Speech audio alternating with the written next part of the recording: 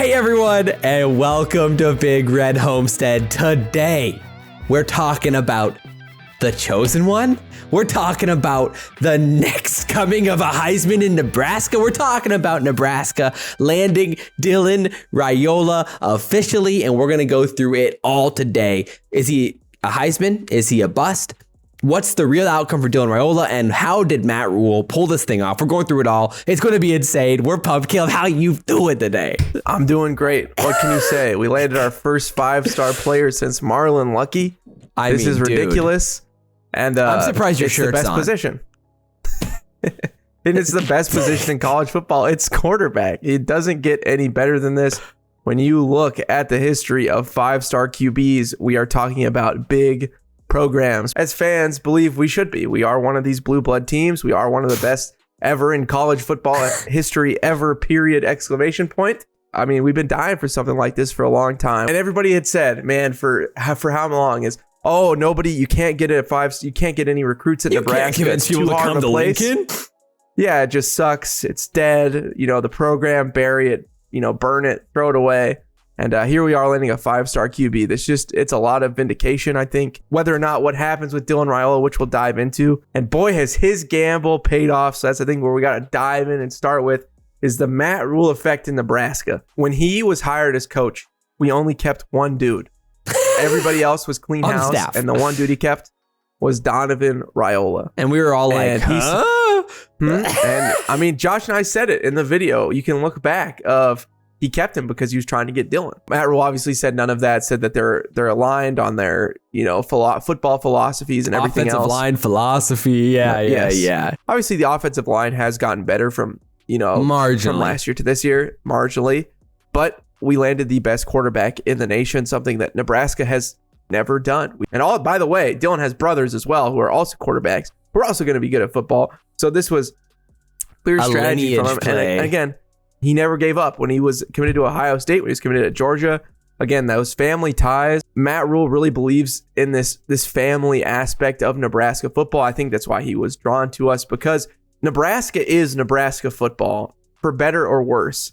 Right. Everybody has ties to the university. Everybody has ties to football players. Everybody, an uncle, a cousin, a grandparent. We all bleed red here, and that was the selling point. And Matt Rhule has really believed this, and I really think he takes on and embodies the spirit of this. We fended off Georgia and Ohio State. Well, I was going to say, it's a bizarre situation, of course, because he was committed to Ohio State. He decommits. He then goes on this massive tour of every school imaginable, leading us on that whole time, making us think we actually had a chance just to pick Georgia, the most obvious pick of all time. And then, throw us for the loop here, obviously, is insane. He decommits from Georgia. Now he's here. So, there is some worry there. And we're going to talk about this when we compare him with all other 5-stars here. We have a full spreadsheet with all the 5 stars. It's interesting for sure. How do you think he fits into this Nebraska system? This feels like a new era for Nebraska quarterbacks. Of course, we've had so many mobile guys. I mean, Casey Thompson was kind of the first guy in a long time for Nebraska that didn't really have that mobility factor. I mean, Dylan is in a similar boat, obviously probably a little bit more mobile than Casey, but what are your thoughts there on this new era of Nebraska quarterbacks? Yeah, I mean, obviously we've never had someone like in this millennia that has this much arm talent. Yeah, that's the word, I mean, pure arm talent. We haven't had anybody to compare to. Casey threw some great balls again, in his year, obviously. Thanks, Trey Palmer. And he was a good quarterback. And Adrian Martinez, throwing was not their primary reason. They had been good. You gotta go back to Joe Gans. Yes, it has to be a Joe Gams, Zach Taylor type, where it's more of a traditional pocket passer scenario. So it's crazy that this is how far back we have to go. Yeah, I mean, it just changes our complexion of our team. I'm excited now for, again, there has been windows that our quarterbacks just haven't been able to hit, like not being able to go through their progressions. Obviously, Dylan, he extends plays. He sees things that all of our other quarterbacks really haven't been able to see. And I'm excited to see what this looks like with the Malachi Coleman, with Jalen Lloyd. Yes, and he has so much touch. He has enough finesse, not just power as well. You think of Adrian Martinez, man, like so many times he had power, but no finesse, and that just burnt us over and over. Adrian throws out of the back of the end zone again, just every time. Dude, yeah. Just a bullet. It's insane. And I was just going to say, 5-yard pass as hard as he could. Right. We obviously on Patreon, we broke down Dylan Raiola's film, and so you can go check that out in the link in the description below. And I was mean, you have to. The first thing that jumps out is how impressive his touch is towards the sidelines on corner fades, on deep post routes, things along those lines. Especially when he's rolling out, he has an ability just to like kind of like basically drip it over the linebackers, and it's beautiful. So his arc is great. His touch is there. His timing is great. He has untraditional footwork at times. He definitely improvises. Very Mahomes-esque, where he's not the most fundamental thrower, which is why Mahomes fell in the draft in the first place, is because of the mechanics were a question mark, even though he had the unbelievable arm talent. And I really see the same thing on film with Dylan Raiola, which is why some people, when they watch Dylan, don't think he's that good, because the fundamental play as a quarterback isn't always perfect, but the timing, the football instincts, the touch, and the arm talent are all there. And if it really just comes down to footwork, like, okay, we can work on that. I mean, that's fine. Yes. We can deal with that. But the brain and the physical ability and the arm is definitely there. We see sizzle reels each year in huddle for all the different players, all the different guys. And you're like, wow, this is incredible. But they're just, I mean, you watch his sizzle reel and it's just 50-yard touchdown pass after 50-yard touchdown pass. 5 straight minutes of 50-yard passes. And you're like, oh my goodness. And then you finally get into some of his intermediate passes and it's just as good, just in a whole different way. Recently, we've been better to identify 5-star talent, like as a whole in the nation. We've been getting better and better at these QBs. Also, football has just shifted more from the pocket passer to these kind of hybrid guys like a Dylan Raiola, Patrick Mahomes, and somebody else. So some of these things that were more intangible, not as measurable, are now a lot more measurable. And so to have somebody, again, that can extend the pocket, that can make these plays, again, that, as football has shifted, we have somebody who is the archetype for the forefront of football at this point in Dylan Raiola. Right. I think that's your point there. It's the first time Nebraska's had a quarterback that perfectly fits the draft archetype of the time. Yes. Which is really, really interesting. One other X factor here, I think, which when it comes to Nebraska's offense, is Marcus Satterfield and the potential of a new quarterback coach coming in. There were rumors of that these past few weeks. We have no confirmation of that at this point. So that's something to keep an eye on, is whether or not we bring in a new quarterback coach, someone that Raiola really wants, something on those lines, and Satterfield moving to tight ends coach, which, I mean, personally, I am all for. I don't think Satterfield's a good quarterback coach. No, I don't think you don't really want him close to Raiola at this point. I mean, if it was up to me, I would want to see Satterfield out of here, but what do I know? Yeah, but you got to give him props. I mean, we somehow got these guys. Right, that's true. So that's true. It literally doesn't get better than the number 1 overall QB guy in the top 10 that's a 5-star. There's so few 5-star guys. I think that's what people like. You hear 4 stars, and there's a myriad. There's tons, but 5 stars, there's so few in each and every draft class. There's hundreds and hundreds and hundreds of 4 stars. There's like 50, 20 5 stars, depending on the class. So it's just a massive difference in talent. And you go back, and if you just scroll through 24/7 and you look at the 5 stars, you're like, oh yeah, I know those names because they're playing on Sunday. They're playing on Sunday. Yeah. And they're not just playing on Sunday, but they're playing in February on Sunday. They're Super Bowl winners, So that's what you're really looking for. With that said, this is where the conversation I think gets the most interesting. And the question is how good can Raiola actually be?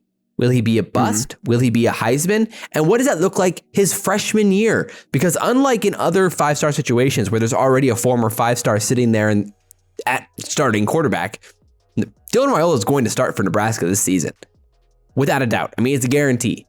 So yeah, which is a lot of uncharted territory for a lot of these 5-star guys because a lot of them didn't play. And yeah, at least it's very rare for the 5-star quarterback to come in and without a doubt be the starter. Sometimes there's a competition and then maybe they split snaps the first few weeks or something like that. But rarely is this the situation where it's just handing the reins over to Raiola, week 1. So we have a lot to talk about when it comes to the comparisons and what this looks like for all quarterbacks since 2013. So we're now looking at beautiful spreadsheet of all 5-star quarterbacks since 2013, according to 24/7. There would be some other ones if you include rivals, but I decided to keep it simple with just one website. There's 31 5-star quarterbacks since 2013. There's been a lot more recently. There was only 22 up until the last 2 years. So there's a lot in the last 2 years. In your opinion, are there your biggest takeaways here from the data? We have a few different things here. The year, like what overall they were drafted in the NFL, whether or not, and then we kind of had an arbitrary if they lived up to expectations or not, which you can go check that out on the Patreon as well. We went through the spreadsheet on Patreon, and then as well like games played and kind of their overall. So like, what are your thoughts and takeaways here when you look at the data of 5-star quarterbacks? the biggest takeaway is you have a better chance to be a first-round draft pick in the NFL than Top you 10. do to be a bust. Insane. You have a better chance to be insane. to be a first overall draft pick than to be a bust. That's crazy. You have Dylan Raiola has a better chance to be a first-round draft pick than he is to be a bust and a nobody. That is wild. Out of all the quarterbacks who have been drafted since 2013 that have been 5-star quarterbacks, I'm sure you know the names. Max Brown, Blake Barnett, JT Daniels, and Sam Heward, the 4 busts who were like solidified busts. But you definitely know these names. Kyler Murray, Trevor Lawrence, Bryce Young, Caleb Williams, which we assume will be the first overall pick, CJ Stroud, Justin Fields, Drake May, Tua, Josh Rosen even. So, I mean, there are some incredible names there. Caleb and I arbitrarily ranked them as either they lived up to expectations, they were okay, they were or they were busts. You got a 43% chance to be a top 11 pick in the NFL. A 43% chance to be a top 11 pick in the NFL. So basically you can literally say that Nebraska just locked in a 43% chance of having a top 11 pick in the NFL. Which all of those guys were Heisman contenders. Yes. That is insane. I mean, when you look at Dylan and you compare him to maybe how some of these guys played in their first year or early on, obviously Dylan's gonna be playing early on, so that does make it tough. Not many of them, unfortunately, played that many games their first year. The best examples probably are like Josh Rosen. Of course, there's Trevor Lawrence, which that's may just be best case scenario. Christian Hackenberg, Jacob Eason, and JT Daniels are probably your like best comparisons. So it's hit or miss there. What are your thoughts with guys who started their first year? He should be higher than any of the quarterbacks we've had in the last decade. But yes, he wouldn't maybe be like elite right away. Although there is a percent chance that if he is the Trevor Lawrence or Caleb Williams, if he does play a lot and he is graded really high and he has a great freshman year, I mean, you can almost lock him into like first overall draft spot. Right, that's the exciting thing is like if he plays his first year and he's really good, like let's say he's a PFF grade of like 80, then suddenly you're like, holy crap, this guy could be a top 5 pick. You know, just that alone gives you huge odds to be that good. So when you're playing this many games your freshman year, the odds would say that when you're playing this many games your freshman year, you're not going to be perfect. You're not going to be great at any means. I mean, we just saw a few, recently we've seen a few guys who have played, and Drew Aller played about 2 or 3 games his freshman year and played in 10 of them at Penn State. Even though he only played a lot in about 2 of them. That's an interesting comparison. I mean, is there anyone that really comes to mind that you see as like the most likely comparison here? The top end would be Trevor Lawrence, where he kind of won the job midway through the year and then looks like the greatest thing since sliced bread and wins a national championship. I mean, that is obviously the peak. I don't think if you look at there's 32 guys, I mean, that's probably not going to be the outcome, but with the body type similar, obviously, Trevor Lawrence had a little bit more fundamental, like his footwork was a little better. But from a mobility perspective and ability to extend the play, they're very similar, I'd say. Yeah, and bodies type. And also DJ Uiagalelei as well from Clemson. It's funny that there's 2 Clemson mentions, but he was like a 71 graded after his first year. Like very solid, obviously not elite. I think Spencer Rattler's not a terrible one because Spencer was so able to, again, extend the pocket so well. Insane arm talent. Yes, and crazy arm talent. And I feel like Dylan has that. Obviously, Dylan's a lot bigger. That would be very solid for us, especially in year 1 for him. Yeah, no doubt. One of the most interesting things, and we talked about this in the Patreon video, was when you look at the guys who were drafted in those first 11 picks, you can really see the athleticism tier difference between the guys who weren't nearly as good. Like the Christian Hackenbergs, the Davis Mills, the Jacob Easons, the Jared Stidhams, who were like, okay, in college, definitely did not live up to the hype of being a 5-star.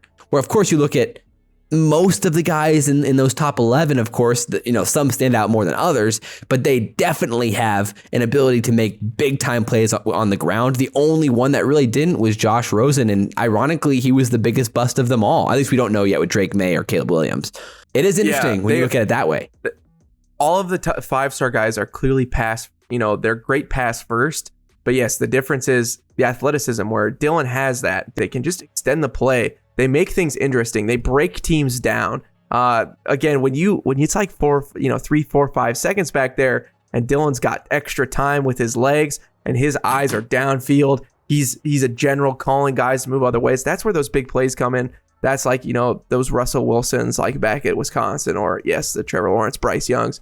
That's just so dangerous. And I think that we have that in Dylan, which again makes me really hopeful that he actually is going to be a star and an NFL guy.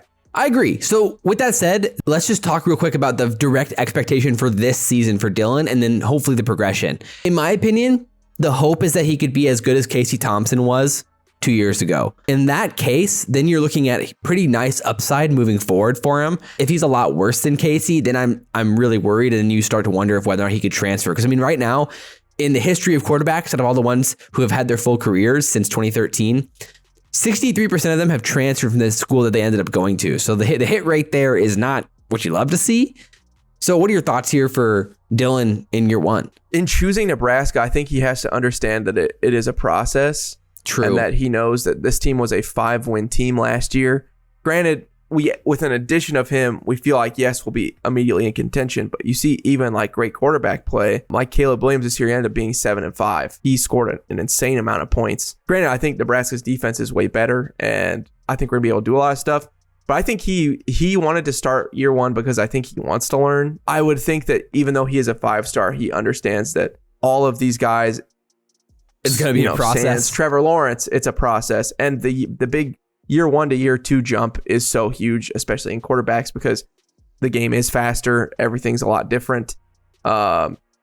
Defenses are so much more complicated in high school football. Everybody's chucking in like one defense, maybe two, like they'll see some blitzes, but it's all pretty standard. But I just think it is an adjustment. From college is an adjustment. I hope because he picked Nebraska, and he wants to be here because he loves it, I think that hopefully that means he'll stay. But right. No doubt he has more ties to Nebraska than most quarterbacks would as 5 stars, especially when they just go to these bigger schools. And he did choose Ohio State first. He did choose Georgia second. And then he ended up choosing Nebraska third. So it's like he'd already got those experiences from the other schools. So I do think that his odds of staying in Nebraska are higher than most other 5 stars, because you wouldn't choose Nebraska otherwise. And that's also another thing, is that like when it comes to outlier schools, I mean, Nebraska is going to be by far the biggest outlier school out of all the schools that have gotten 5 stars. Not for long, baby. The only, well, hopefully, yeah. The only other outliers are like kind of UNC, but of course they had a top 5 quarterback drafted just a few years ago. Baylor, but they had RG3. Ole Miss is probably that's a pretty big outlier. And then Washington, also a pretty big outlier. And Tennessee, sort of. The expectation needs to be pretty realistic year one. You cannot expect him to be a world-beating best quarterback in the Big Ten type of situation year one. It's just not realistic. I mean, if you look at the guys who were drafted in the first round, Josh Rosen and Trevor Lawrence were the 2 that played a lot of games, and then Caleb Williams played in about 8. You want to set expectations pretty realistically. Christian Hackenberg is probably like the median outcome here, and then you're hoping for upside with something like Josh Rosen or Trevor Lawrence. So it is going to be interesting. I mean, obviously Husker fans have a lot of reasons to be excited. A 43% chance at a Heisman contender. I mean, come on. You love to see it. And of course, we're also going to be talking about the recruiting. I mean, this means a lot for Nebraska's 2024 class and the transfer portal. Oh, yeah. And we'll be talking about that right now. Moved up to 19th now. So we'll be talking about all of that upcoming in this next few weeks as we get to the first signing day and everything else. So it's going to be a blast, a monumental day. So I'm glad we could celebrate it together. But drop your comments down below. We love to hear what you guys have to say. But as always, guys, I'm Josh. That's Caleb. This has been Big Red Homestead. And guys, we'll see you next time. Go Big Red, Go baby. Big Red. We may never lose again.